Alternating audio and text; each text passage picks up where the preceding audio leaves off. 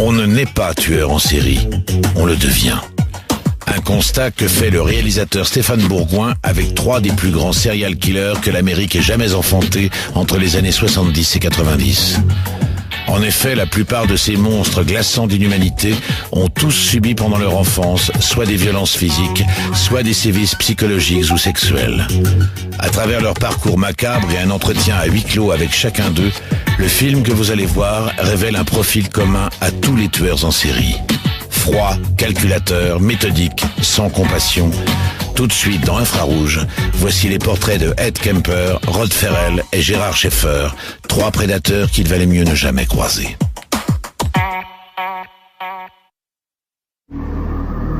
Les 3 hommes que vous voyez sur ces images sont des citoyens américains. Tous les 3 ont été reconnus coupables de meurtre et qualifiés de tueurs en série. Les États-Unis sont le seul pays à avoir étudié ce genre de criminels depuis la fin des années 70. Edmund Kemper entame sa carrière de tueur à l'âge de 15 ans en assassinant ses propres grands-parents. Après 5 années passées en hôpital psychiatrique, il récidive et tue 6 autostoppeuses en l'espace de 6 mois. Je pense qu'il tuait des gens parce qu'il aimait ça. Il était parfaitement lucide. Ce type était capable de parler des pires choses qu'il avait commises sans aucune émotion. Ses dernières victimes seront sa mère et la meilleure amie de cette dernière. Il est alors âgé de 21 ans. Il m'a dit que quand il tua la meilleure amie de sa mère, il avait eu un orgasme. Condamné à vie et incarcéré en Californie depuis 1973, celui qu'on surnomme l'ogre de Santa Cruz est toujours derrière les barreaux. Gérard John Schaeffer exerce la profession de shérif en Floride lorsqu'il est dénoncé par 2 victimes ayant réussi de justesse à échapper à ses griffes. L'homme utilisait alors son insigne pour susciter la confiance de ses proies. C'est la pire personne que j'ai jamais rencontrée. Il m'a regardé dans les yeux et il m'a dit « Tu ne comprends pas, parce que tu n'es pas un serial killer. » Condamné à vie en 1973 pour le meurtre de 2 jeunes femmes, la justice lui attribue dans un premier temps 32 autres victimes avant d'évoquer une centaine de meurtres. Gérard Schaeffer fut assassiné par un codétenu en 1995. À l'époque, j'ai pensé que si jamais il sortait de prison et que je devais me retrouver un jour face à lui, je n'aurais pas hésité un instant à le tuer. Enfin, Roderick Justin Ferrell est arrêté en 1996 après un double meurtre d'une extrême sauvagerie. Il est alors âgé de 16 ans. Il tua 2 personnes et il les tua sans aucun scrupule. Ça l'a excité, il a eu le sentiment d'être important. Plus jeune condamné à mort de l'État de Floride, sa peine fut commuée en prison à perpétuité au vu de son âge au moment des faits. Il aurait tué d'autres gens. Les plus grands experts en criminologie s'accordent à dire que Roderick Ferrell fut appréhendé au tout début de son parcours de tueur en série. Il est aujourd'hui toujours derrière les barreaux.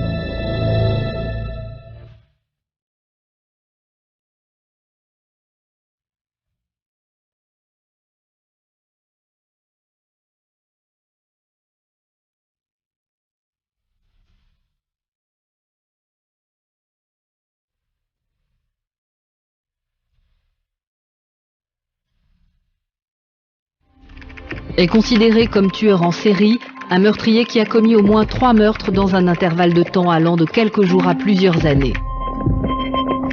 Psychopathe caractérisé par sa boulimie de meurtre et par le plaisir qu'il tire de ses actes. Ses crimes lui procurent un sentiment de toute puissance qui lui fait penser qu'il ne sera jamais pris.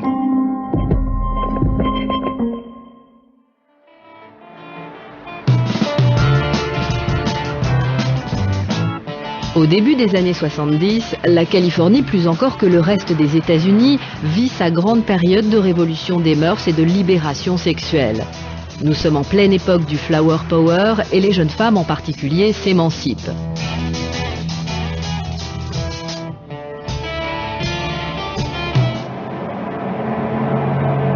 Il est 16h, le 7 mai 1972, lorsque Marianne Pesch et Anita Luchessa font de l'autostop depuis la ville de Berkeley en direction de l'université de Stanford. Une voiture s'arrête, L'homme qui est au volant leur propose de les emmener à destination. Les deux étudiantes montent dans la Ford Galaxy. C'est la dernière fois qu'elles furent aperçues vivantes.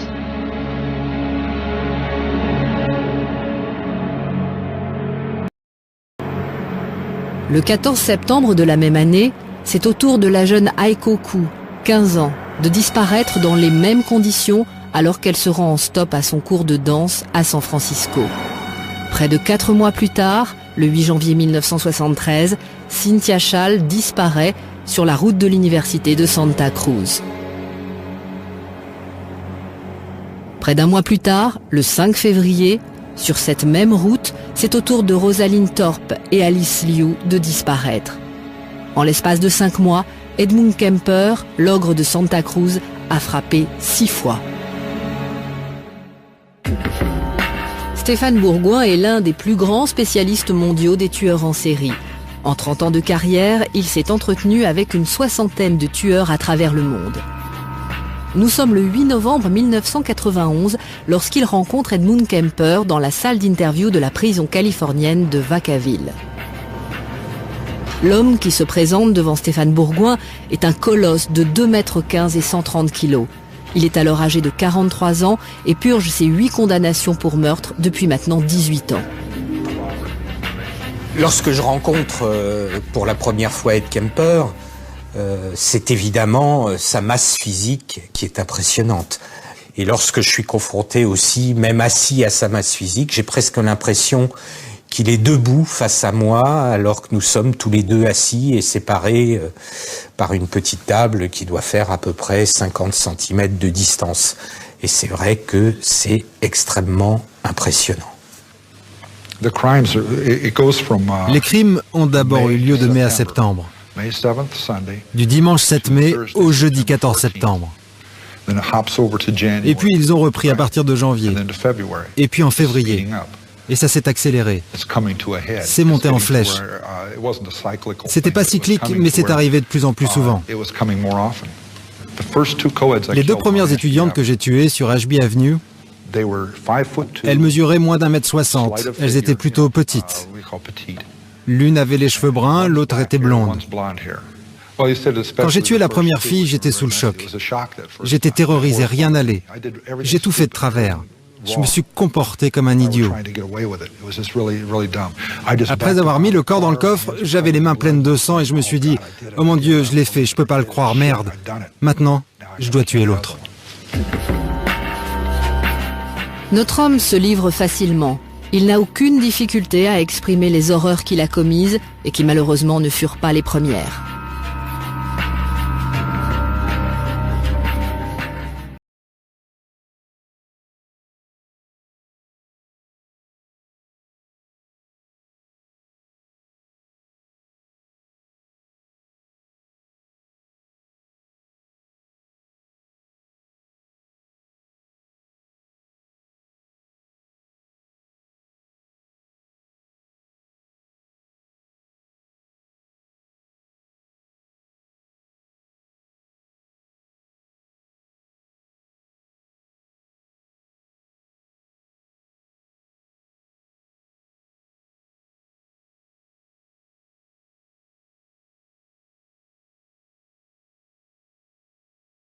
Très vite s'apparenter à un véritable calvaire.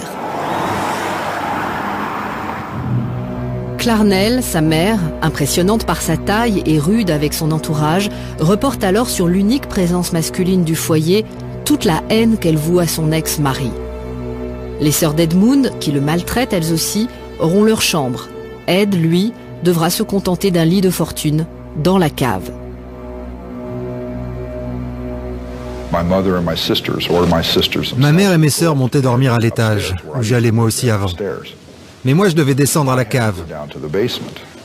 Allez expliquer ça à un enfant de 8 ans. C'est incompréhensible. Pourquoi moi je devais aller à la cave? Je descendais en enfer et elle montait au paradis. La surface de la terre c'était le salon. Et moi je devais descendre et affronter des démons, des monstres, des fantômes qui me terrorisaient. Elle n'y était pas obligée. Il est obligé de dormir dans la cave où il n'y a absolument aucune fenêtre et où il y a une terrifiante chaudière à l'ancienne qui fait beaucoup de bruit et qui a 2 ouvertures. Et pour lui, la nuit, lorsque les flammes jaillissent au travers de ces ouvertures, il a l'impression que c'est les yeux du diable qui le regardent directement. Harold Cartwright est avocat. Commis d'office lors du procès de Kemper, il est alors enquêteur pour la défense. Il se souvenait de cette époque et il me la décrivait en détail. Il m'a dit alors que ça avait été la pire période de sa vie. C'est à cette époque que ses sœurs se moquaient de lui. Elles le rudoyaient sans cesse, elles le brimaient tout simplement. Et sa mère était une personne brutale. Jamais physiquement, mais selon lui, elle était très brutale avec lui.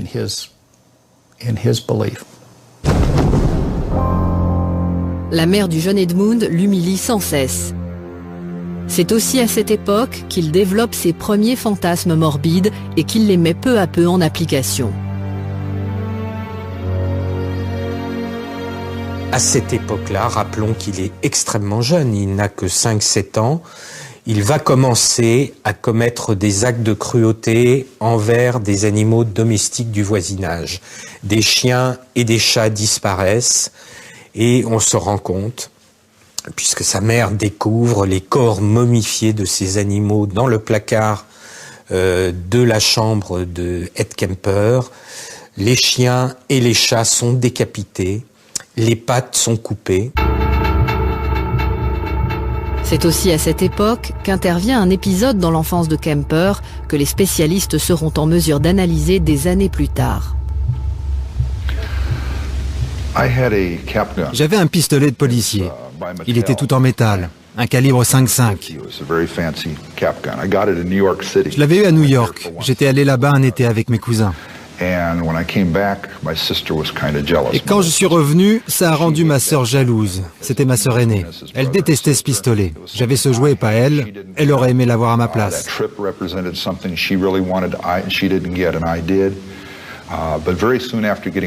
L'après-midi, alors qu'on venait tout juste de rentrer de voyage, elle a commencé à se disputer avec moi pour une broutille. Et puis elle est devenue comme enragée. Elle m'a arraché mon jouet des mains. Je lui ai dit « ne le jette pas !» Et devant moi, elle l'a jeté par terre de toutes ses forces. Je l'ai ramassé, il était totalement cassé. Elle avait cassé mon pistolet. Il ne fonctionnait plus. Alors je suis allé dans sa chambre et je lui ai pris sa poupée. Une très jolie poupée qu'elle avait, comme toutes les filles ont. Il y avait une paire de ciseaux dans sa chambre. Il y avait aussi une machine à coudre. J'ai pris les ciseaux. J'ai arraché la tête de la poupée et je lui ai coupé les mains avant de lui jeter à la figure. Tu as cassé mon jouet, je t'ai cassé ton jouet. Voilà ce que j'ai fait. Même si cet épisode ne fait pas forcément d'un enfant un futur tueur en série, il n'empêche. C'est un geste lourd de sens que Kemper reproduira sur les corps de la plupart de ses victimes. Jean-Pierre Bouchard est un des plus grands spécialistes français de la question des tueurs en série. Il a étudié des dizaines de cas comme celui d'Edmund Kemper. Alors, le fait que soit arrivé cette chose où il décapite la poupée de sa sœur par vengeance et lui coupe les membres, c'est quelque chose que l'on retrouvait déjà dans la psychologie d'Ed Kemper, où déjà il fantasmait là-dessus. Et à partir du moment où c'est un fantasme qu'il aime bien, c'est quelque chose qu'il va remettre en scène plus tard, qui va rester dans sa tête, qui va développer, qui va compliquer, et hélas, qu'il va agir, qu'il va passer à l'acte avec ça, sur certaines de ses victimes. Alors c'est tout le problème des fantasmes précoces, là aussi, qui se développent, les fantasmes étant quelque chose d'imaginaire, qui quelquefois peut prendre une coloration sexuelle et qui va être recherché pour exciter mentalement ou sexuellement la personne en question, donc il va les développer et peut être le mobile de passage à l'acte important sur de futures victimes. Par la suite, il ne se passera pas de jour sans que le jeune Kemper ne développe des jeux morbides avec ses sœurs. Ed Kemper, lorsqu'il a à peu près une dizaine d'années, joue avec ses deux sœurs à des jeux totalement morbides, notamment un jeu de la chaise électrique et de la chambre à gaz. Et Ed Kemper va attacher ses deux sœurs sur un lourd fauteuil, les ligoter pour faire croire qu'elles vont être exécutées sur la chaise électrique. Frédéric Balland est psychologue et a longuement collaboré avec la police judiciaire parisienne sur des cas de tueurs en série. Ils ont joué à la mort, ils ont joué à certains jeux de destruction de l'autre. Ce qui est venu très tôt en fait dans sa vie, certainement sur un mode défensif. Détruire l'autre, c'est pouvoir exister. Sinon, comment exister par rapport à une mère qui le maltraite, qui fait de lui quelqu'un dont l'existence est détestable, dont on veut nier l'existence en le faisant dormir dans la cave.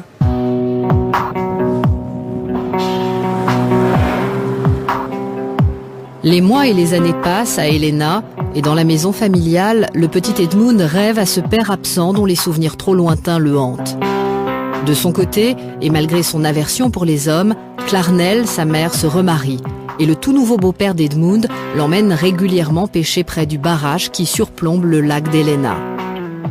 Pour la première fois de son existence, Kemper ressent une pulsion de mort, l'envie irrésistible de tuer cet homme qui n'est pas son père. Edmund ne passera pas à l'acte cette fois-ci, pas plus qu'il ne le fera sur sa propre mère qui continue de l'humilier et qu'il déteste de plus en plus. Je pense que le meilleur côté de mon caractère, ça a été de résister à cette sorte de pression que ma mère m'a imposée quand elle faisait tout pour que je devienne ce qu'elle appelait un bon enfant. Je serais devenu fou si j'avais été l'enfant qu'elle souhaitait. Je ne suis donc pas devenu cet enfant-là. D'une certaine façon, comment dire, j'ai résisté à ma mère. Kemper, qui ne peut donc plus supporter sa mère, décide alors de partir. Direction la Californie. Il a alors un seul but en tête, rejoindre son père. Mais le jeune Kemper va subir une déconvenue supplémentaire. Je ne suis allé là-bas qu'une seule fois, mais j'ai dû partir. On était allé là-bas pour Noël chez mon père à Los Angeles, mais après, il a fallu que je parte. J'avais de grosses frictions avec mon demi-frère et ma belle-mère. On a eu des problèmes. Je ne les intéressais pas, ils ne m'aimaient pas, ils s'étaient construit une nouvelle vie et moi, j'étais désespéré parce que je n'avais jamais eu la présence d'un homme à mes côtés. Je voulais que mon père m'aime, je voulais qu'il me le prouve, je voulais sa reconnaissance. Mais après, ça a très mal tourné. On s'est beaucoup disputé et il n'a pas voulu me prendre avec lui. Il a décidé de se débarrasser de moi. J'appartenais à son ancienne famille, je n'étais plus rien. Le jeune Ed est rejeté de toutes parts. Ses parents décident de le confier à ses grands-parents maternels établis dans la lointaine campagne californienne aux abords du parc de Yosemite. Kemper et son père ont fait le trajet en voiture pour rejoindre le village de North Fork.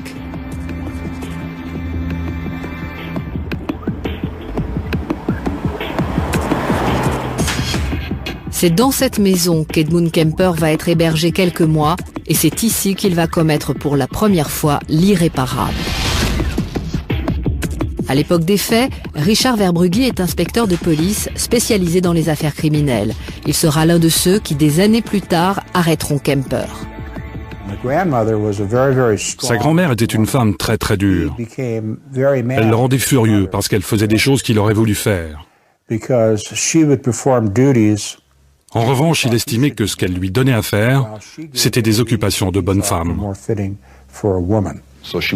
Elle ne me laissait jamais rien faire seule, elle ne me laissait jamais prendre des initiatives. J'ai développé un fantasme quand je pensais à elle, une envie de la tuer. Mon fantasme de décapitation a commencé à ce moment-là. C'est là qu'il s'est mis en place.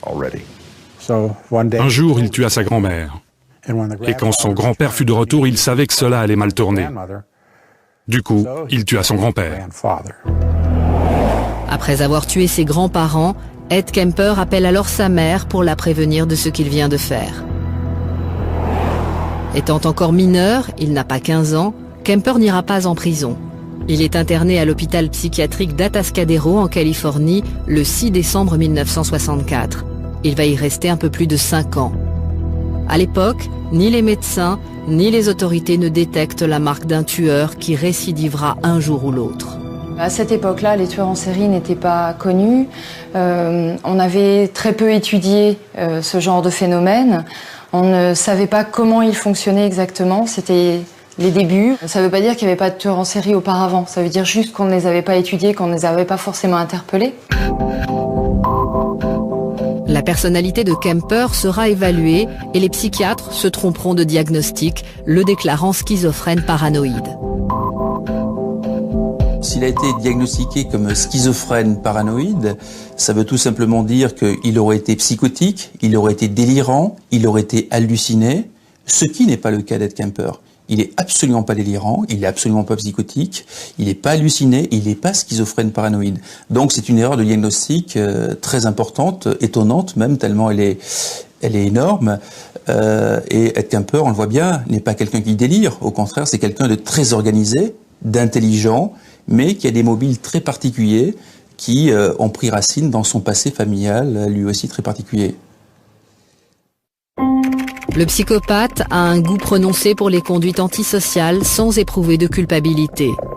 Personnalité instable et amorale, impulsive et intolérante à la frustration.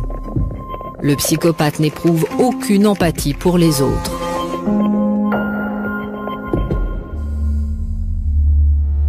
De l'autre côté des États-Unis, à Eustis, en Floride, une ville située au nord d'Orlando. Nous sommes le 25 novembre 1996.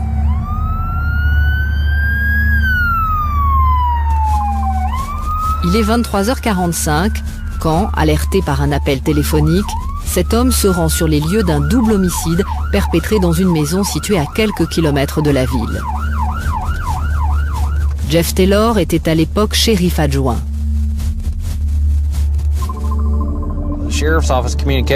Sur le canal de communication du bureau du shérif, le canal 911, on nous annonça un appel d'urgence. Une fille avait retrouvé ses deux parents morts dans leur résidence.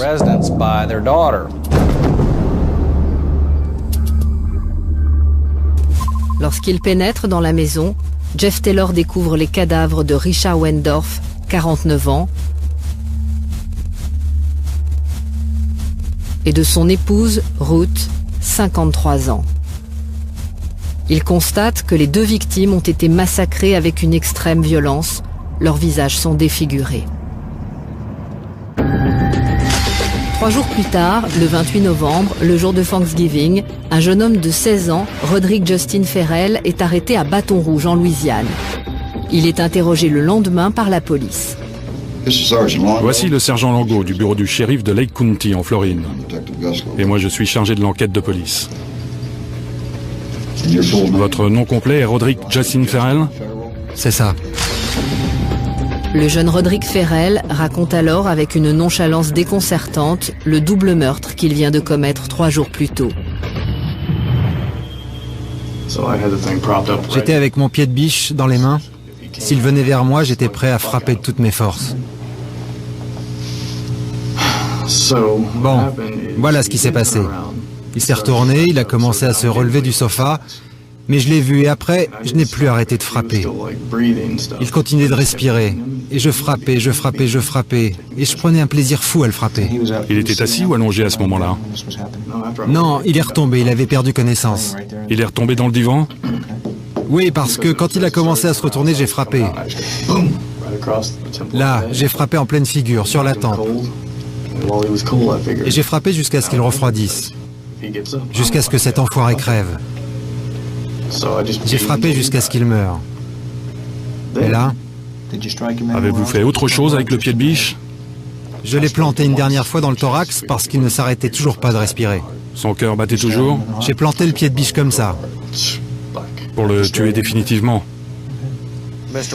La tête de M. Wendorf ressemblait à un hamburger saignant. Son visage et son cerveau étaient totalement broyés.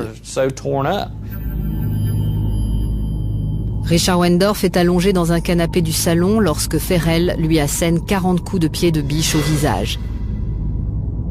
Il va ensuite dans la cuisine et tombe sur son épouse, qui, comprenant qu'elle est agressée, lui envoie sa tasse de café à la figure avant de se jeter sur lui de toutes ses forces. Elle était dans la cuisine et elle m'a jeté sa tasse de café au visage. J'en avais partout. Après, elle s'est jetée sur moi et a commencé à me griffer. Du coup, j'ai commencé par la frapper avec le manche du pied de biche, derrière la tête. Elle a essayé de fuir? Non, elle est venue contre moi, elle m'a planté ses ongles dans la peau. J'ai frappé jusqu'à ce qu'elle arrête. Où avez-vous commencé à frapper? Derrière la tête ou au visage? Juste là? Ok. Et puis je l'ai frappé une fois juste là, au sommet du crâne. Et puis de nouveau à l'arrière du crâne. C'est le gros trou que vous avez vu sur les photos. Quoi qu'il en soit, elle s'est permise de me salir en me balançant son café. Je l'ai frappée, je l'ai jetée par terre. Et j'ai continué de la frapper jusqu'à ce qu'elle arrête de respirer. Joël Vaillant est colonel de gendarmerie. Sa carrière d'enquêteur l'a amené à se former auprès des spécialistes du FBI. Il a travaillé sur plusieurs cas de tueurs en série français. Dans le cas de Ferrel, ce que l'on constate, effectivement, c'est la froideur, la distance, l'absence de remords. C'est un récit clinique, sans aucune, empathie ou passion pour la victime. François Caroli est psychiatre des hôpitaux et officie à l'hôpital Sainte-Anne à Paris. Il est capable d'être totalement détaché de l'acte. Ça veut dire qu'il s'est détaché de l'aspect humain de ses victimes. Il les a déshumanisées, il les a chosifiées. Et à ce moment-là, on ne voit pas pourquoi il aurait une émotion particulière. La seule chose qui lui donne de l'émotion, c'est éventuellement le plaisir de se souvenir, ou le plaisir d'avoir envie de recommencer, ou le plaisir de manipuler l'autre, ou le plaisir de devenir une vedette, ou de devenir célèbre, et le plaisir de montrer sa toute-puissance. Donc, on comprend que ça soit totalement désaffecté. Le 27 février 1998, celui que la presse surnommera le vampire de Styx est condamné à la chaise électrique. Mais après 3 ans passés dans le couloir de la mort, sa peine est commuée en prison à perpétuité au vu de son âge au moment des faits.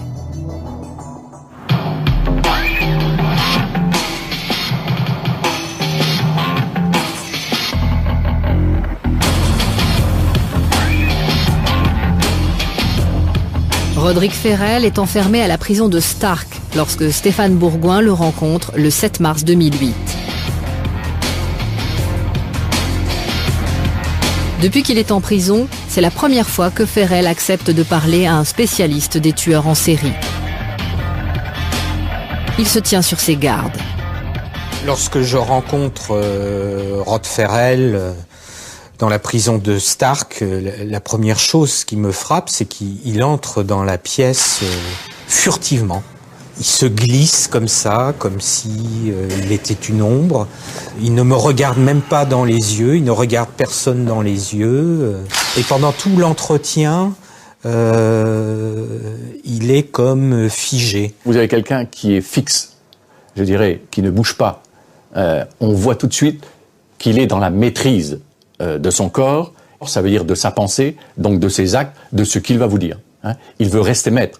Et ça, c'est également une caractéristique des tueurs en série, c'est-à-dire d'essayer toujours de rester maître d'eux, parce que ce sont des manipulateurs nés. Comme pour Edmund Kemper, et comme pour la plupart des serial killers, c'est dans l'enfance de Ferrel que réside sans aucun doute ce qui constituera plus tard sa personnalité de tueur, l'origine de sa déviance.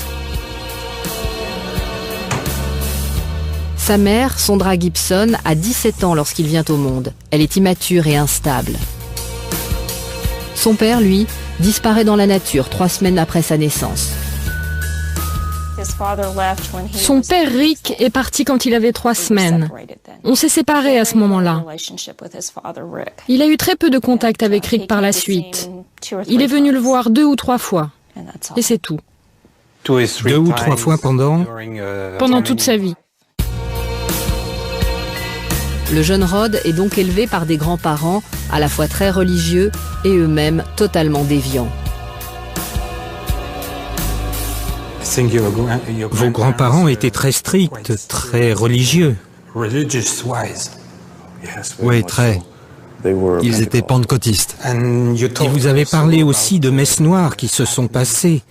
Pouvez-vous nous parler de ces messes? De quel groupe elles dépendaient? Qu'est-ce qu'on y faisait? Quels sont vos souvenirs de cela? Les messes noires se pratiquent de la manière suivante. Il y a 2 sortes de messes noires. La première appartient à l'église sataniste et l'autre est moins organisée. Elle n'est pas rattachée à un groupe, elle n'a pas de nom particulier. Mais la pratique des deux est complètement différente. À mon avis, pour l'une, c'est comme s'il s'agissait de rituels chrétiens modernes. Il n'y a pas de sacrifice, cela relève plus du dogme que de la croyance. L'autre messe noire est plus puritaine. On croit aux anciennes traditions, aux sacrifices, aux rituels du sang, des choses comme ça. Avez-vous participé à ces rituels? J'ai participé à 2 d'entre eux. J'ai participé au rituel du gardien, c'est comme ça qu'on dit. Ils prennent un jeune enfant, garçon ou fille, ils l'initient par différents rituels ou par des chants, des mantras, des choses comme ça.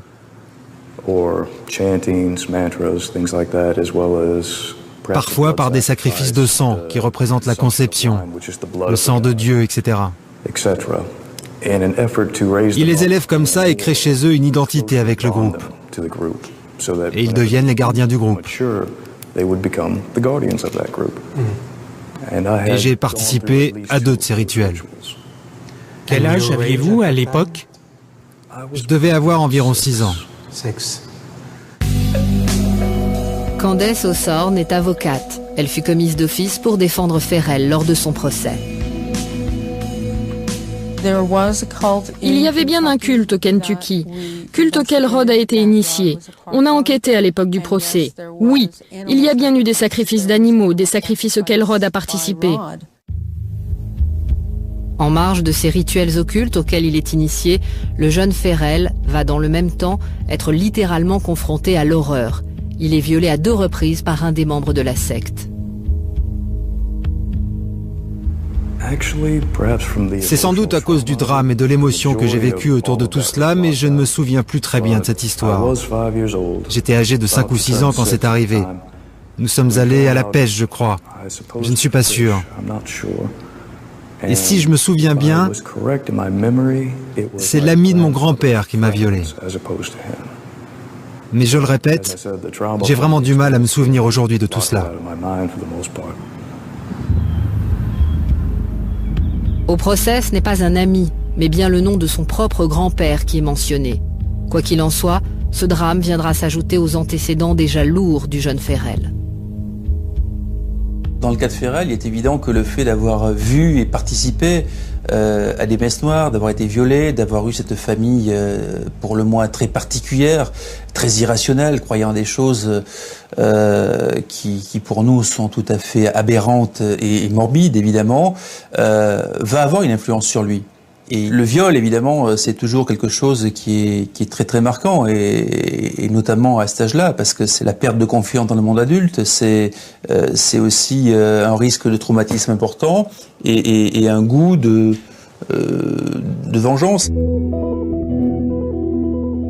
Au procès Ferrell, toute la jeunesse du tueur est passée au crible. Les jurés apprennent alors qu'après l'avoir initié à des messes noires, sa famille l'enrôle alors qu'il a une dizaine d'années dans des rituels voués au vampirisme, mélangeant croyances et jeux de rôle. C'est dans ce contexte que la personnalité du jeune Ferrell va se constituer avant qu'il ne bascule définitivement quelques années plus tard. On ne naît pas tueur en série, on le devient. Et qu'il y a donc un cheminement dans la maturation du fantasme qui va durer 15-20 ans. Et il y a un certain nombre de constantes dans, j'allais dire, l'enfance. On constate que 30% de ces tueurs en série ont souffert de sévices physiques, 70% de sévices psychologiques et 40% de sévices sexuels. L'adolescence du jeune Ferrell se déroule entre le Kentucky, d'où il est originaire, et Eustis, en Floride. C'est la période où il bascule. Le vampirisme devient pour lui un moyen de dominer ses copains de lycée qui l'endoctrinent pour mieux les manipuler. Il va alors développer toutes sortes de techniques pour dominer son entourage. Shane Matthew assure à l'époque la sécurité au lycée d'Eustis. Il a eu affaire de nombreuses fois avec Ferrell. À l'époque où j'ai connu Ferrell ici, c'était un jeune homme très manipulateur. Il avait imposé des règles très strictes à ses copains. Il leur téléphonait chaque jour, à de nombreuses reprises, et il leur envoyait également des lettres. C'est comme cela qu'il les manipulait. Il leur interdisait d'avoir des amis autres que lui, ou alors certains qui étaient déjà à sa botte et qu'il leur imposait comme amis. En fait, il n'avait pas le droit de s'intéresser à autre chose qu'à sa propre personne. C'était sa manière de les manipuler. Comment faisiez-vous pour avoir une telle influence sur votre groupe? En fait, j'utilisais principalement des moyens psychologiques. J'étais souvent allé à la librairie de l'université et j'avais étudié la psychologie. J'avais également lu des livres qui m'ont permis de me renseigner sur la façon de penser des humains. J'utilisais différentes techniques qu'on peut considérer comme des techniques de lavage de cerveau ou d'altération du processus mental. Je jouais aussi sur les mantras, ou encore sur le dérèglement des sens, des choses comme ça. Et vraiment, j'essayais de pénétrer leur mental, leur esprit, de sorte qu'il n'y avait plus que moi qui existais pour eux.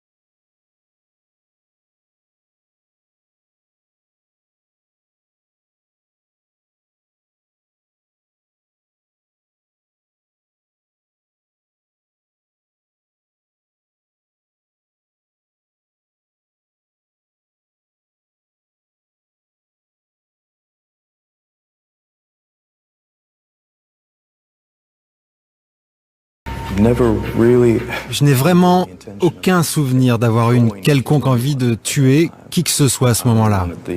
Je voulais juste voler leur véhicule. Et pour être tout à fait franc, je ne me souviens plus des détails. Il s'est écoulé tellement de temps depuis ce moment-là. Et puis à l'époque, je me droguais tellement. Lors de son procès, il a été prouvé que Roderick Ferrell n'était sous l'emprise d'aucune drogue au moment du meurtre. Ferrell a par ailleurs été déclaré psychopathe par les médecins qui l'ont examiné et reconnu totalement responsable de ses actes. Le fait d'avoir été évalué pour Ferrell comme psychopathe ou antisocial, hein, c'est la même chose. Ça veut dire que les psys l'ont trouvé très certainement très égocentrique, avec des conduites marginales, intolérant à la frustration, c'est-à-dire dès qu'il y a des limites ou des choses qui ne lui plaisent pas, il peut répondre par des réponses agressives, par le fait qu'il puisse commettre des actes de délinquance ou en tout cas des infractions, par le fait qu'il soit relativement amoral, qu'il ne partage pas les valeurs communes à tout le monde. Donc c'est en gros ce que ça veut dire, avec sûrement un égocentrisme très très important. Mais ça veut aussi dire qu'il n'est pas malade mental, car c'est un trouble de la personnalité, mais pas une maladie mentale comme les psychoses et la schizophrénie paranoïde par exemple. Et surtout ce que ça veut dire sur le plan pénal, c'est une traduction précise, c'est que les antisociaux ou psychopathes doivent être considérés, y compris aux USA, comme pénalement responsables de leurs actes. Comme Edmund Kemper, 32 ans plus tôt, lorsqu'il tue ses grands-parents, Roderick Ferrell est encore mineur lorsqu'il passe à l'acte pour la première fois et massacre les époux Wendorf. Mais à la différence de Kemper, la psychopathie de Ferrell est, elle, immédiatement détectée. D'après tous ceux qui l'ont approché ou qui ont analysé son cas en profondeur, Roderick Ferrell est donc bien un tueur en série en puissance, stoppé au tout début de son parcours criminel.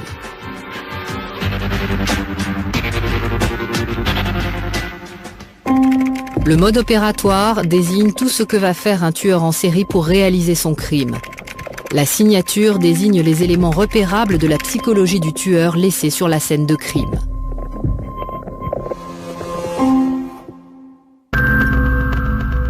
Hôpital psychiatrique d'Atascadero, Californie, 1969. Cela fait plus de 5 ans maintenant qu'Edmund Kemper y est enfermé.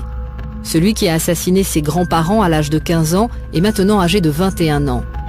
Aucun incident n'a émaillé son séjour. Ed paraît tout à fait assagi. Le 30 juin 1969, les autorités décident de mettre Kemper en liberté surveillée. Mais les psychiatres ont détecté un vrai problème relationnel entre Edmund et sa mère. Les psychiatres de l'hôpital ont recommandé que les contacts avec sa mère soient limités. Ils n'ont pas préconisé qu'il n'y ait aucun contact, ils ont préconisé des contacts limités. Ils avaient détecté dans ses antécédents de vrais problèmes avec sa mère. 3 mois plus tard, la California News Authority, qui gère son cas, prend une décision qui va à l'encontre des psychiatres qui l'ont suivi. Elle le place chez sa mère, qui est revenue s'installer à Santa Cruz, en Californie, où elle travaille à l'université. L'erreur sera fatale. À cette époque, Kemper cumule les petits boulots. Dans le même temps, il commence à fréquenter un bar de Santa Cruz. C'est le repère des policiers de la ville qui viennent s'y détendre le soir autour d'un verre. À l'époque, Jim Conner est un de ceux-là. Il est alors un de ces policiers qui patrouillent en ville au volant de leur voiture pour assurer la sécurité des habitants. Beaucoup d'officiers de police et d'adjoints connaissaient Ed à cette époque. Et lui savait qu'on venait ici prendre une bière après le travail. Il se joignait à nous de temps en temps. Kemper est donc devenu un intime des policiers de la ville. C'est à ce moment-là qu'il va rôder son mode opératoire avant de basculer irrésistiblement dans l'horreur. Sa cible, les étudiantes qui font de l'autostop. Pourquoi ? Parce que ma mère travaillait à l'université. Ma mère et ces jeunes femmes de la middle class étaient à l'université et moi, j'étais comme mon père. Je n'étais pas à la hauteur de ces jeunes femmes. Elles étaient trop bien pour moi. Je me sentais rejeté. Elles représentaient tout ce que je voulais détruire. Comme tous les tueurs en série, Kemper va d'abord imaginer et rôder son mode opératoire. Pendant 3 ans, il va le mettre au point et prendre près de 300 autostoppeuses à bord de sa voiture entre Santa Cruz et San Francisco. J'avais mis au point un jeu. Je roulais et je prenais des gens qui faisaient de l'autostop. J'ai constaté que certaines personnes ne voulaient pas monter dans ma voiture parce que un jeune homme seul au volant, c'est pas très rassurant. Du coup, je me suis dit, mais pourquoi? Et j'ai voulu voir si je pouvais changer ça. Faire monter les personnes qui ne voulaient pas et les emmener où elles voulaient. Parce que je savais que je ne leur ferais rien. Alors j'ai réfléchi. En fait, tout dépend de l'image que vous donnez. Si vous êtes surexcité, oh génial, des autostoppeuses là-bas, dans ce cas-là, évidemment, personne ne montera dans votre voiture. En revanche, si vous regardez votre montre avec un air pressé, je n'ai pas de temps à perdre, vous regardez dans votre rétroviseur, vous vous arrêtez, ce type est un businessman, aucun risque, on peut monter. J'ai donc joué à ce petit jeu et elles sont montées dans ma voiture. Mais à ce moment-là, j'imaginais pas du tout tuer des gens. C'est plus tard, quand j'ai commencé à tuer des gens, que je me suis servi de cette technique. Un jour de mai 1972, le 7 mai précisément, Kemper passe à l'acte. Ce jour-là, 2 étudiantes de 18 ans, Marianne Pêche et Anita Luchessa, font du stop sur la route qui va de Berkeley à l'université de Stanford. Kemper va déployer tous ses talents pour les faire monter dans sa voiture. Pêche ne voulait pas monter. L'autre fille, Anita Luchessa, elle, n'avait aucune expérience de l'autostop. Qui monte à l'avant, qui monte à l'arrière. Elle a ouvert la porte et m'a demandé si j'étais OK. Elle m'a dit Stanford. J'ai répondu, je vais à Palo Alto, je peux vous déposer. Super! Elle a ouvert la porte, elle a rabattu le siège avant pour que son amie monte à l'arrière, mais l'autre se méfiait, elle ne cessait de me fixer avec un air très sérieux. Elle savait qu'elle ne voulait pas monter, tout était réuni. Un homme seul, dans une voiture coupée, et non pas une 4 portes, sans autre moyen pour sortir que de passer par la portière avant. Elle n'aurait pas dû monter dans cette situation, toutes les mauvaises conditions étaient réunies. Mais comme j'ai regardé ma montre quand je suis arrivé, ai-je vraiment le temps de les emmener? Elle a fini par se dire, ce type n'est vraiment pas dangereux. Et elle est montée. Mickey Aluffi est l'un des policiers enquêteurs de Santa Cruz qui plus tard arrêteront Kemper. Quand il prenait des autostoppeuses, elles montaient par la portière passager et il leur disait « Je pense que la portière est mal fermée ». Il rouvrait la portière et la claquait de nouveau. Mais le type de voiture qu'il avait possédait un système de verrouillage sous la poignée. Et quand il fermait la porte, il bloquait le loquet et personne ne pouvait alors plus sortir par cette portière. Elle ne pouvait plus actionner la poignée. Et quand c'était fait, il me disait « Maintenant, elles m'appartiennent ».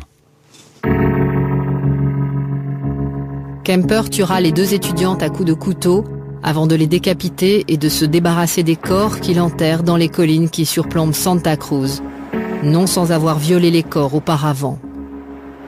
Oui, il se peut qu'avec ce type d'explication où il agresse des jeunes femmes qu'il a pris en stop parce qu'elles représentent la middle class américaine, les étudiantes plutôt bien des USA, venant du campus, au travail de sa mère, il se peut que c'est une représentation de vengeance maternelle importante. Mais je crois que derrière ça, il y a autre chose aussi. Ed Kemper, depuis longtemps déjà, a nourri, a fantasmé sur l'idée d'agresser des jeunes femmes, parce qu'il était un peu un échec sentimental, un échec relationnel par rapport aux femmes en général. Là aussi, se sentait en quelque sorte rejeté, et il a développé cette idée donc de les forcer, de les agresser et de les tuer, et ça a pris une valeur mentale, morale et érotique importante pour lui. Et je crois qu'il y a aussi cette dimension-là qui est très importante et qui l'a poussé à récidiver. Et le fait qu'il se soit habitué à prendre des gens en stop, qu'il ait en quelque sorte rodé une technique, rodé en mode opératoire, qu'il a banalisé avec des conduites très sophistiquées où pour les mettre en confiance, il ne s'arrêtait pas tout de suite, il regardait sa montre pour leur faire croire qu'il était pressé, mais que finalement il voulait bien les prendre.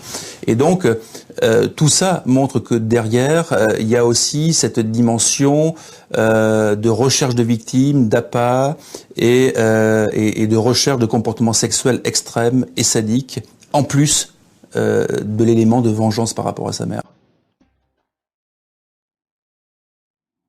Entre mai 72 et février 73, Kemper va rouler et rouler encore entre les villes de Santa Cruz et San Francisco. Il tuera 4 autres étudiantes selon le même mode opératoire. Il les prend toutes en autostop, les décapite une fois assassinées et viole les corps. Puis, il les démembre et les disperse dans la nature afin de déjouer la police. Kemper, il a, dans sa méthode, réfléchi à retarder les moyens d'identification et d'affiner sa méthode par le démembrement, la tête, les bras, les mains, voire les dents, et voire même, lorsqu'il a utilisé une arme à feu, d'aller extraire de la tête de ses victimes la balle pour éviter d'être identifié et de faciliter le travail des enquêteurs dans les rapprochements. À cette même époque, et alors qu'il commet ses crimes à répétition, Kemper, qui est toujours en liberté surveillée, doit passer des tests psychologiques de probation. Il les franchit sans aucune difficulté. Son casier judiciaire est effacé le 29 novembre 1972. Dans le même temps, il continue de fréquenter le jury room et ses amis policiers, ce qui lui permet de savoir où en est l'enquête.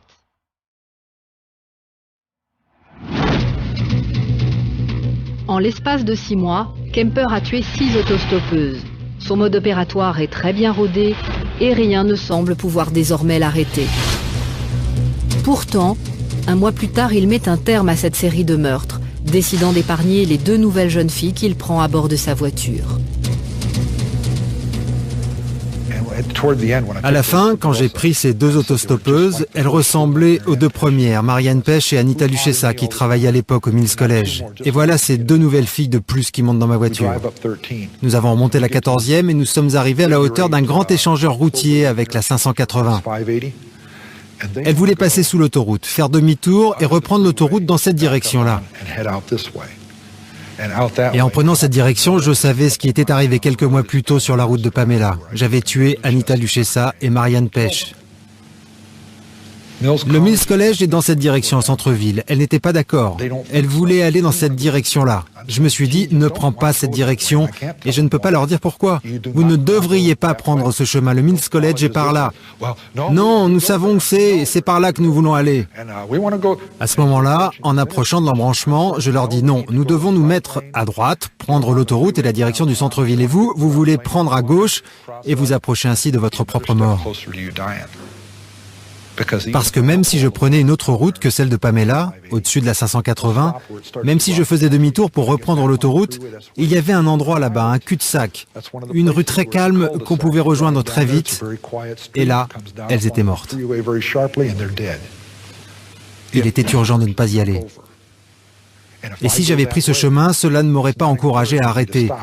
Il n'aurait plus été question que je me teste. Mes armes étaient dans ma voiture quand elles sont montées. C'était exactement la même situation qu'avec les deux premières. J'étais terrifié à l'idée de les tuer. À ce moment-là, j'avais tué les autres étudiantes. C'était 2 mois après les deux dernières. Et je voulais savoir si je pouvais résister, comme on arrête de boire ou de fumer. Elles étaient pétrifiées. Oh mon Dieu, nous n'aurions pas dû monter dans la voiture de ce type. Je leur ai répondu, restez calme, tout va bien, si je me trompe, je vous le promets, on fera demi-tour et on prendra alors la route que vous vouliez emprunter. Et je savais qu'après la prochaine sortie, on accédait directement au centre-ville. Croyez-moi, s'il vous plaît. Elles étaient transies, elles ne pouvaient plus bouger ni parler, leur visage était pétrifié. Je me suis dit, merde, mes armes étaient sous mon siège, vous savez. J'ai rejoint l'autoroute et 2 sorties plus tard, j'étais au Mills College. Mais elles n'étaient pas plus rassurées. Elles refusaient de prendre un chemin qu'elles ne connaissaient pas. Ça les terrorisait. Mais elles ne savaient pas que si j'avais accepté de prendre leur route, j'aurais probablement dit OK et j'aurais tué une fois de plus. J'aurais supprimé 2 vies supplémentaires. Je ne connaissais pas ces 2 jeunes femmes, je ne sais pas où elles en sont aujourd'hui. Elles ne se souviennent probablement pas de cet incident. Je les ai emmenées jusqu'au Mills College, à l'intérieur du Mills College, jusqu'à l'entrée du collège, exactement au pied de l'immeuble. Et elles sont sorties de la voiture et elles se sont engouffrées dans le bâtiment sans se retourner. Et elles ont dû refaire de l'autostop. Mais vous savez quoi? Je pense qu'elles ne se sont jamais doutées jusqu'à aujourd'hui de ce qui aurait pu leur arriver. Kemper a donc rompu son rituel. Tuer des autostoppeuses ne lui suffit plus. Il met cette fois un nom et un visage sur son besoin viscéral de meurtre. Depuis ce dimanche-là jusqu'au samedi d'après, pendant toute la semaine, je n'ai cessé de me répéter « Ma mère va mourir, je vais la tuer ». Le vendredi suivant, je suis rentré à Santa Cruz dans l'après-midi. J'ai bu jusque tard dans la soirée. Je me suis endormi jusqu'à ce que ma mère arrive et nous avons échangé nos derniers mots, sans nous disputer. Je suis allé la voir dans sa chambre pour parler avec elle. Je ne suis pas en train de me donner des excuses pour le meurtre. Je dis juste qu'il suffisait qu'elle me dise quelque chose, qu'elle me dise les bons mots pour arrêter toute cette merde. Le petit enfant que j'étais a ressurgi dans ma tête. Il fallait juste qu'elle me dise quelque chose et je stoppais tout. Je me souviens qu'elle lisait un livre, qu'elle l'a reposé et qu'elle m'a dit « Oh mon Dieu, tu ne vas pas rester toute la nuit à me parler ». D'habitude, dans les mêmes circonstances que cette nuit-là, j'aurais répondu « Non » et je serais parti. Elle aurait su qu'elle m'avait vexé et le lendemain, nous nous serions reparlé. Mais là, je savais que nous n'allions pas reparler. Je suis reparti dans ma chambre, je savais que je n'allais pas dormir, je me suis allongé 3 ou 4 heures. Il devait être environ 5 heures du matin quand je suis revenu avec un marteau. Je lui ai défoncé le crâne et je lui ai coupé la tête. Alors ce que fait Kemper sur sa mère, c'est évidemment tout à fait extrême. Hein. C'est un matricide, mais pas un matricide comme on le voit couramment, où en général les gens, quand ils tuent leurs parents, les tuent de façon plus normale, je dirais, où il n'y a jamais cette connotation sexuelle, il y a rarement des altérations sur le corps des victimes, et il n'y a surtout pas de décapitation. Donc on sent chez Ed Kemper le cumul et l'énorme expérience qu'il a avant ce matricide, de l'agression, de ses fantasmes sadiques avec démembrement, décapitation, de la haine extrêmement ancienne, remontant à ses plus jeunes années, contre sa mère, et du désir d'élimination totale de sa mère, avec cette conduite tout à fait étonnante et peut-être unique de viol du cadavre de sa mère démembré, donc après avoir lui donné la mort. Donc on sent bien qu'il y a le cumul de ce désir de vengeance extrême sur la mère, mais aussi tout ce passé d'érotisme sadique qui est là, et ce désir d'agression érotique aussi du cadavre de sa mère pour mieux l'anéantir en quelque sorte. Après avoir tué sa mère, Kemper assassine la meilleure amie de cette dernière qui travaille comme elle à l'université de Santa Cruz. Puis il décide de quitter la ville. Pervers pathologique, personne au tempérament froid et calculateur. Les autres ne sont pour lui que des objets qu'il manipule pour les dominer et arriver à ses fins.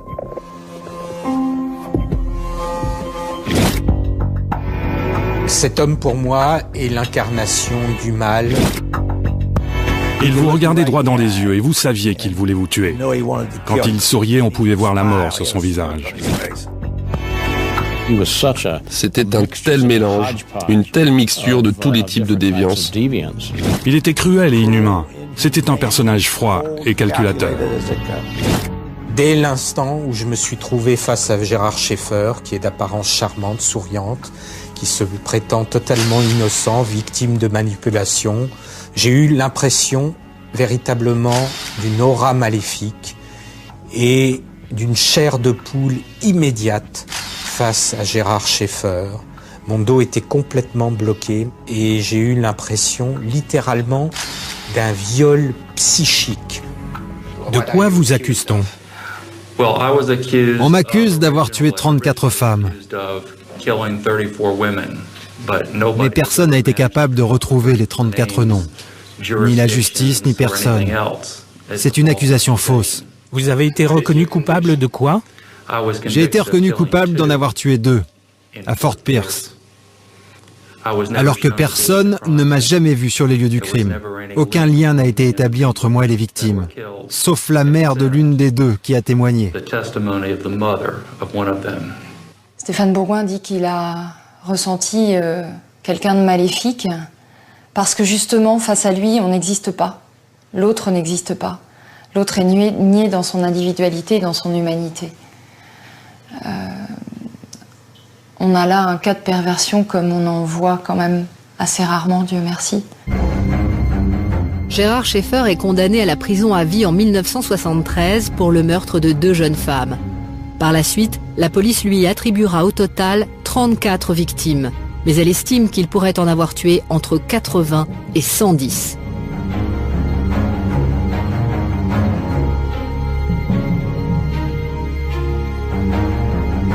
En 1972, Robert Crowder est déjà shérif du comté de Martin, en Floride. J'ai rencontré Gérard Schaeffer quand il s'est porté candidat au poste de shérif adjoint. À ce moment-là, il était officier de police à Wilton Manor en Floride, dans le comté de Broward. Et il cherchait un job de shérif adjoint dans un autre comté. À l'époque, il avait une apparence tout à fait normale, une bonne tête. Il semblait très sympathique et très charismatique quand il s'entretenait avec les gens. Et puis, nous nous sommes vite aperçus que derrière cette façade se cachait tout autre chose.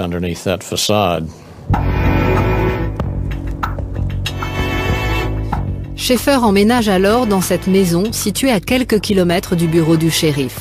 Il semble alors convenir parfaitement au poste de shérif adjoint. Mais 28 jours plus tard précisément, Schaeffer commet une énorme faute et va être démasqué par son supérieur.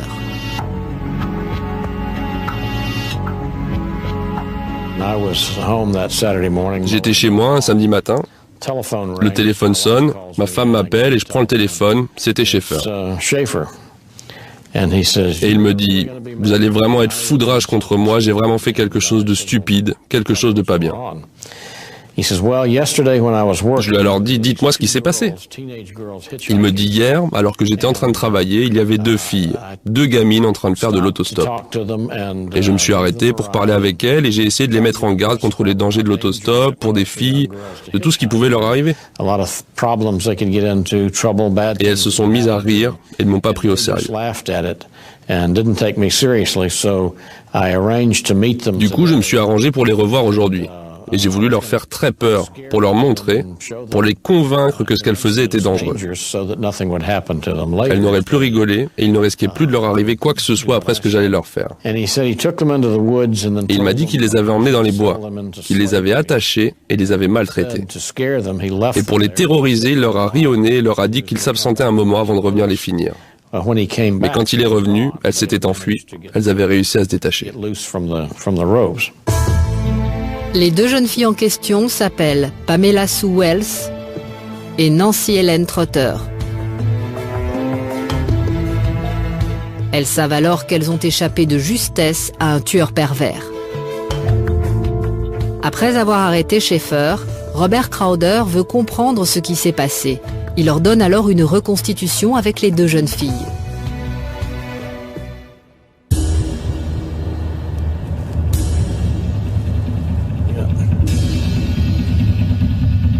Ce qu'il va découvrir va le glacer.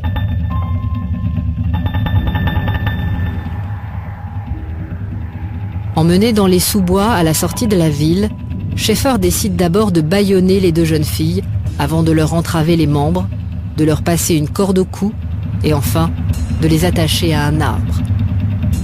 Et puis, Schaeffer leur annonce qu'il s'en va, qu'il a une course à faire, mais qu'il va revenir pour finir son travail. Il leur annonce qu'il va les tuer, mais qu'avant, il va d'abord les torturer.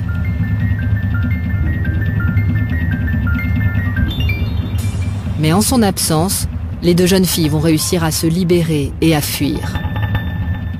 Les deux jeunes femmes m'ont raconté à peu près la même histoire à propos de Schaeffer, qu'elles ont croisé la veille et qu'elles ont revu le lendemain.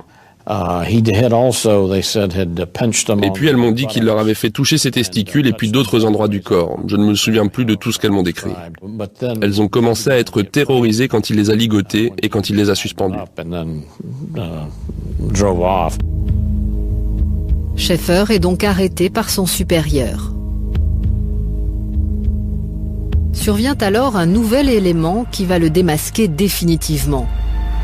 Deux corps sont dans le même temps retrouvés dans les environs de Vero Beach, à Fort Pierce précisément.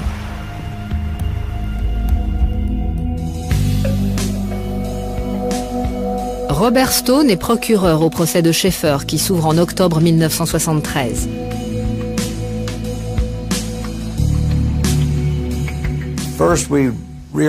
D'abord, on a réalisé qu'on avait peut-être mis la main sur un assassin. Et puis, il s'est trouvé qu'un vieux monsieur qui se promenait dans les bois a trouvé par hasard des os, peut-être des ossements humains. Alors la police est allée là-bas. Elle a ratissé l'endroit et elle a retrouvé les restes de deux personnes, deux humains. Ils ont retrouvé les corps de ces deux femmes. Leurs dents avaient disparu. Et presque au même moment, la mère d'une fille qui était portée disparue en septembre 72 s'est rendue au bureau du shérif. Elle avait repéré un numéro de plaque d'immatriculation. Elle est allée au bureau des cartes grises pour savoir à qui elle appartenait. Or, il se trouvait que c'était celle de Gérard Schaeffer qui était déjà en prison. L'appartement de Schaeffer est alors perquisitionné et ce que les policiers découvrent chez lui finit de les convaincre de sa culpabilité. Il conservait des souvenirs de ses victimes et nous avons retrouvé une boîte remplie de bijoux et des effets personnels de différentes filles portées disparues dans le comté de Broward, situé un peu plus au sud. Et nous nous sommes dit qu'il avait probablement tué aussi ces personnes. Lors de la perquisition, outre les bijoux de ses victimes, les policiers retrouvent même des photos que le tueur a prises lui-même avant et après ses meurtres. Comme pour Pamela Wells et Nancy Trotter, Schaeffer utilise le même mode opératoire lorsqu'il enlève Susan Place et Georgia Jessup. Sous la contrainte, il emmène les deux jeunes filles dans les bois, au bord des marais qui bordent l'océan. Il choisit alors une clairière située au milieu des marais, à quelques centaines de mètres de la route et à l'abri des regards. Il les ligote et les attache aux arbres. Il leur faisait boire de l'alcool. Et une fois qu'elles étaient saoules, il les prenait en photo. Et il prenait du plaisir à les terroriser. Il les suspendait au bout d'une corde et les faisait souffrir. Il faisait tout ce qui était en son pouvoir pour humilier ces femmes. Le rituel est lié vraisemblablement au plaisir de dominer, bien entendu. D'ailleurs, c'est souvent à l'arme blanche que ça se passe, parce qu'il y a un contact physique avec les victimes, soit à l'arme blanche, soit par strangulation, soit par suffocation. Donc, il touche les victimes et il les fait souffrir lentement, manifestement. Et le rituel est dans la lenteur. Et après les avoir tués, il violait leur corps aussi longtemps qu'il le pouvait. Et puis il finissait par les démembrer et par se masturber au-dessus de leurs restes. Ce qui est caractéristique de Schaeffer, c'est qu'il cumulait des paraphilies. Alors qu'est-ce que ça veut dire paraphilie? C'est tout simplement ce qu'on appelait autrefois les perversions sexuelles. Alors ce sont des motivations érotiques très particulières qui ne sont pas du tout partagées par tout le monde.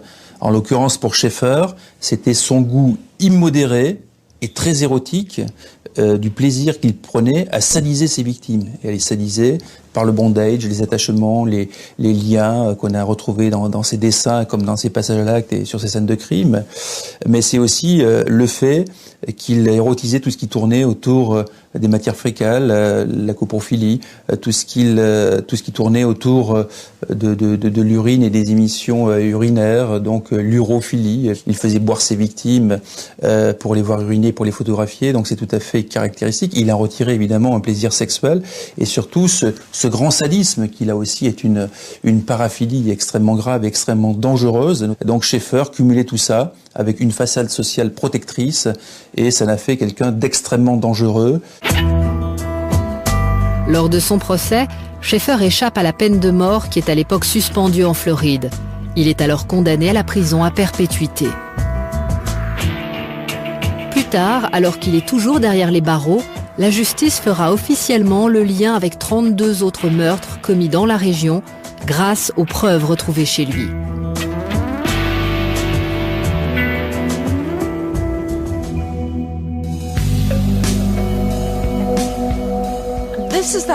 Voici la maison dans laquelle Gérard Schaeffer vivait quand je l'ai rencontré en 1964. Sondra Landon a bien connu Gérard Schaeffer. Elle le fréquente pendant 1 an, le perd de vue et reprend contact avec lui 10 ans plus tard lorsqu'elle apprend ses crimes. Il avait toujours 2 histoires. La première était « Je suis le plus grand tueur en série de femmes du siècle ». La seconde était « Je suis innocent, je n'ai jamais tué personne et je suis un honnête policier ». Et je me souviens d'un moment mémorable. Il m'a dit cette phrase, très lentement. Il m'a regardé droit dans les yeux et il m'a dit « Tu ne peux pas comprendre, parce que tu n'es pas un serial killer ». Quand il fut reconnu coupable pour les 2 meurtres, Robert Stone fit le lien avec 34 meurtres ou disparitions de femmes jusqu'alors inexpliquées. En parlant avec Schaeffer de ces autres cas, il écrivit dans une lettre que le nombre de ses crimes était compris entre 80 et 110. Il me parla de cela. C'est absolument horrible. Il me dit, comment définir un meurtre? Si tu as une victime qu'on laisse mourir, est-ce un meurtre? Si tu tues une femme enceinte, est-ce 2 meurtres ou un seul? Il comptait en fonction de ce type de réflexion.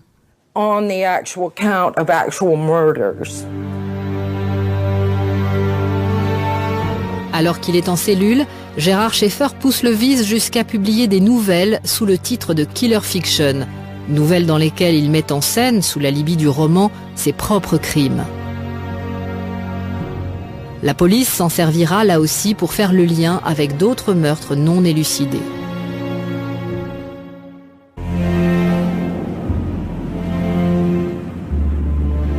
Dans les années 60, Schaeffer habite avec ses parents la station balnéaire de Fort Lauderdale, en Floride. Il est issu d'une famille catholique très pratiquante. Enfant, Schaeffer se met à détester son père qui commence à tromper son épouse. Dans le même temps, il entretient avec sa mère des rapports fusionnels. Il avait le droit de dormir dans le lit de sa mère. Ou plutôt, il dormait encore avec sa mère alors qu'il avait plus de 16 ans. Sondra Landon se souvient également d'un épisode qui à l'époque ne l'avait pas marqué. Elle n'avait alors que 16 ans. On était assis sur la plage. Il faisait nuit. On était enroulés dans une couverture qu'on utilisait d'habitude pour s'allonger. On l'avait mis sur nos épaules. Et soudain, il devint très sombre. Et il m'annonça qu'il éprouvait le désir de tuer des femmes. Avec le recul, Sondra Landon se souviendra des années plus tard d'autres épisodes ayant émaillé leur jeunesse et qui lui permettront de faire parler Schaeffer. Lorsque Stéphane Bourgoin le rencontre en novembre 91, Gérard Schaeffer est en prison depuis 18 ans. Il n'a jamais avoué officiellement ses crimes. Livrant parfois des anecdotes sur certaines disparitions de jeunes femmes, il s'est contenté de jouer au chat et à la souris avec la justice qui tentait de le faire avouer. Stéphane utilise alors un moyen détourné pour le faire parler. Quand j'interroge Gérard Schaeffer et que je n'arrive pas à le bouger, je décide d'adopter une stratégie qui est de le faire parler de tueurs en série qui sont ses voisins de cellule, et notamment du plus célèbre d'entre eux, Ted Bundy, qui en attend d'être exécuté dans le couloir de la mort de Floride. Donc je lui pose des questions en sélectionnant des rituels particuliers et des modes opératoires de crimes de Ted Bundy qui, je le sais, correspondent à ses propres rituels et modes opératoires. Et vous allez constater qu'en fait, Schaeffer m'avoue ses crimes entre les lignes. Il revivait en permanence ses crimes ? Je ne dirais pas exactement en permanence. Il m'a dit qu'il avait suivi mon affaire dans les magazines de détectives et qu'il avait tué 2 filles à Washington pour me copier sur des crimes aussi terribles que ce que j'avais commis sur Place et Jessup. Je pense qu'elles s'appelaient Ott et Naisland. Et il m'a dit qu'il les avait emmenées dans un chemin forestier et qu'il les avait étranglées et qu'il avait violé les corps et qu'il était revenu et qu'il les avait de nouveau violées et qu'il les avait décapitées comme une sorte d'hommage. J'ai pensé, vous êtes des salopards d'avoir écrit ça. Regardez ce type qui a lu ça et qui croit vos conneries. Et bien que je n'ai rien dit de tout ça, maintenant, il est là à m'encenser. Ce n'était pas exactement encensé, c'était vraiment un hommage. Combien en as-tu réellement eu, Gérard? Ils ont dit 34. Est-ce que tu te les as toutes faites? Ou tu les as juste emmenées au cimetière? Je me suis dit, Ted pense que je suis le meilleur. Qu'est-ce que je peux répondre à ça? Qu'est-ce que je peux dire? Vous ne pouvez pas donner une réponse rationnelle à ça. Si vous lui disiez que c'était des conneries, il vous répondait non, non, je le sais. Et il savait, parce qu'il l'avait vécu et que je l'avais vécu. Pas ce qu'on avait écrit sur moi, bien sûr. Et il avait fait de son mieux pour copier ce qu'il avait lu. Il en avait eu 36. Il voulait être le meilleur. Ça le chagrinait que j'en ai eu 34. Et il avait peur que j'en ai d'autres et qu'il ne soit pas au courant. Il était toujours à me poser la question. Il voulait que je lui réponde non, j'en ai que 34, mais je n'ai pas dit ça. J'avais compris qu'il était très embêté à propos du nombre. Et moi, je revenais vers lui et je lui disais « Je suis le meilleur, Ted. Tu peux avoir peur. Je suis là et je suis le meilleur. » Juste comme ils disent. Le numéro 1. Monsieur Stone a raison. Le meilleur de tous. Et toi, tu n'es rien. Ça le rendait fou. Ce n'est pas possible. Je lui montrais la une du Palm Beach Post et je lui disais « Lis ça, mon vieux, c'est culte. En première page. Le Palm Beach Post. Culte. Je suis le leader du culte. » Ce n'est pas possible. Il était dégoûté. Il y a des éléments de perversion qui sont manifestes et qui sont liés au plaisir qu'il prend à certains moments à raconter son histoire, certes, mais en même temps à vouloir être meilleur que le meilleur. La perversion résidant au fait que d'une part il n'avoue pas ses crimes, mais en même temps il fait savoir que les autres sont moins bons que lui, qu'il est plus fort que les autres, et même si on regarde bien, on ne peut pas penser qu'au moment où il se lèche les babines, où il se passe la langue sur les lèvres, il n'éprouve pas un grand plaisir, puisqu'en même temps, il y a une intensité dans les yeux et dans de la baisse du ton qui montre tout le plaisir qu'il a encore à, en quelque sorte, revivre ses expériences. Comme pour tous les tueurs en série, Gérard Schaeffer a jeté son dévolu sur des proies systématiquement plus faibles que lui. De jeunes femmes, plus faciles à attraper. Les tueurs en série, tels qu'on les a étudiés, ne sont pas des gens courageux, contrairement à ce que la littérature ou le cinéma veut bien faire croire. Soit ils sont courageux, soit ils sont extrêmement intelligents. Ni l'un ni l'autre ne sont vrais. Les tueurs en série sont des gens qui s'attaquent à des victimes plus faibles qu'eux. Ils s'attaquent à des femmes ou à des hommes jeunes, en général. Ils sont armés face à une victime qui va avoir beaucoup de mal à se défendre. Ils ne s'attaquent pas en fait à plus fort qu'eux. On peut remarquer que ce ne sont pas des guerriers. Ce sont des gens qui ont peur des autres, très souvent, qui d'ailleurs dans leur vie de tous les jours sont plutôt considérés comme gentils, certainement parce que le conflit n'est pas forcément quelque chose de simple pour eux, mais autrement ce sont plutôt des gens qui vont éviter de se confronter à des gens qui vont avoir une certaine puissance. Gérard Schaeffer est mort assassiné de 40 coups de couteau par un codétenu le 3 décembre 1995. Fantasme, scénario imaginaire figurant la réalisation d'un désir profond.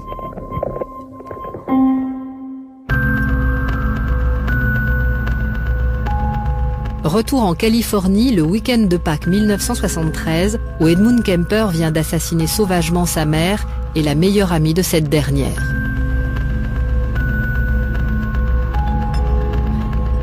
À la même époque, certaines parties de corps des 6 étudiantes qu'il a assassinées quelque temps plus tôt et qu'il a jetées à la mer sont revenues avec le courant sur la plage de Santa Cruz.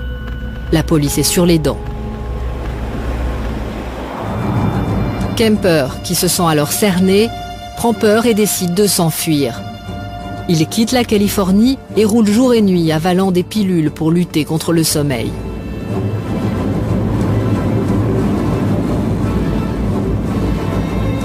Trois jours plus tard, il atteint la ville de Pueblo, dans l'état du Colorado. Épuisé de fatigue, il stoppe alors sa voiture dans cette station-service et fait rarissime chez les tueurs en série, il décide finalement de se rendre.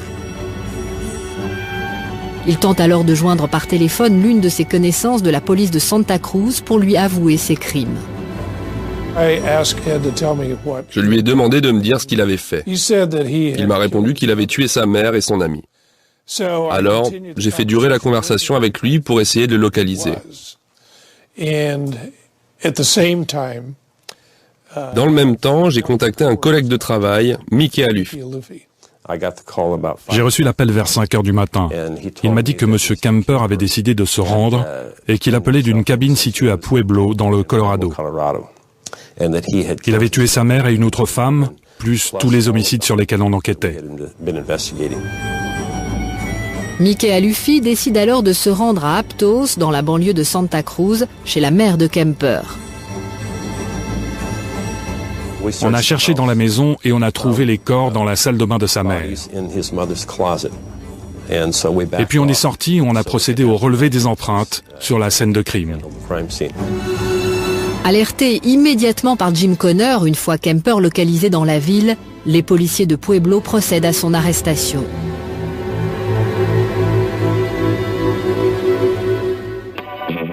Mickey Alufi et Richard Verbrugge font alors le voyage à Pueblo pour récupérer Kemper. Sa déposition fut très complète. Il a tout avoué. Il se souvenait de tout. On n'a pas procédé à un interrogatoire extrêmement fouillé. On voulait juste savoir quelles étaient les personnes qu'il avait tuées. Et c'est essentiellement ce qu'on a fait. Il a parlé des différentes filles qu'il avait tuées. Il a parlé du meurtre de sa mère et de la meilleure amie de celle-ci. Kemper est donc très coopératif. Et pendant tout le voyage de retour qui dure 3 jours, il continue de parler.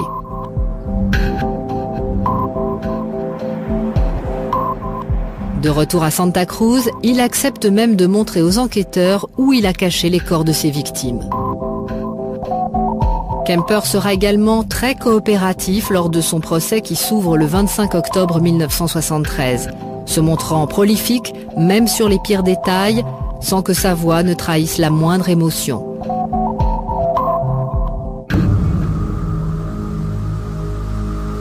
Comme lors de l'interview accordée à Stéphane Bourgoin 18 ans plus tard, Kemper est intarissable dès qu'il s'agit de parler de lui et de ce qu'il a commis. Le cas Kemper, à ma connaissance, est un des cas uniques où quelqu'un délivre tout d'un coup le besoin de se soulager.